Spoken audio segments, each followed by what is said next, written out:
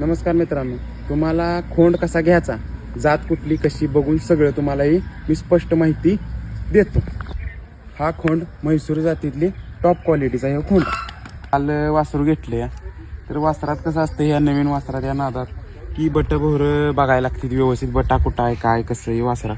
तर किरकोळ आता मला माहितीप्रमाणे मी आपलं बट सांगतो बाबा काय बघून घ्यायचं काय नाही, पुढं पळ कसा बैलाचं काय, म्हणजे शरीर मजबूत बिजबूत सगळं बघून आपलं घ्यायचं. तर हे चौक मागला, चौकाचं कसं असतं, चौकाला बैल मजबूत असला की बैल पुढं रानबीन मागणं काढायला चांगला.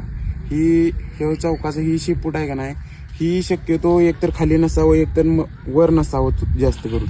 ही मापात आहे बरोबर, टाचलांडा असं मागणं टाचलांडा असलेलं मजबूत आपलं पायाला मजबूत असते. कणाय मधला मेन स्पाइन असतो तो कडवर चांगला असतो, यामुळे वासरू फिट होते. आता वासराचं मेन काय आहे, छाती फाउंडेशन महत्वाचं. फाउंडेशन छाती बिती वासराला अशी गच पाहिजे, अशी पोळ बीळ नसावा, हे पोळ असा वासराला नसावा. हे काय भरून निघते वासरू आपण आणले नवीन त्यामुळे भरून निघते. वशीन बिशीन ही डबल शिर सिंगल शिर असते, ही आता ही वासरू आहे डबल शिर.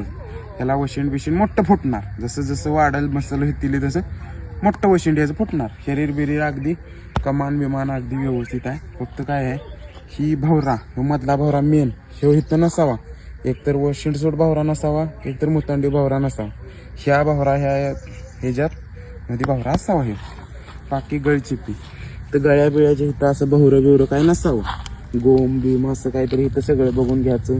पुढं गोम बीम चेहऱ्यावर कुठं आहे का बघून ती व्यवस्थित सगळं घ्यायचं. दावणीचा भवरा बिवरा सगळं बघून व्यवस्थित भवरा असते, ही गळचिपी इथं असते, एवढ्यात गोमा असते ते ह्या पायाच्या बियाच्या इथं कुठेतरी गोम बीम बघून व्यवस्थित वासरू बघून घ्यायचं. वासरू आता ही खरेदी केले, ही आता तयारी करणार. ही वासरू बघा कसं करतो, फिट करतो मस्त बिस्त लागली कट करून. आता घेतलंय बटा भवरा बिन बटा भवरा सगळं चेक करून वासरू हे घेतलेला.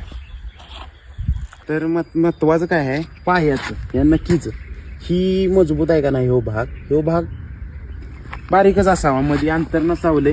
आणि नक्की चारी पायाला नखीला बघून घ्यायचा, कारण का सर नखी असली तर पायाचा तिरका पडतो. त्यामुळे काय आहे, नक्कीला मजबूत पाहिजे.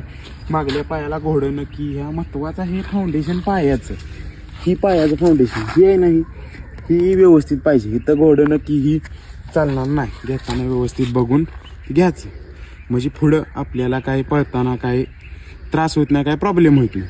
पुढल्या रानाला बैल बिल असा निघून जातो. माहिती आवडली तर लाईक करा, नातखोळाला फॉलो करा.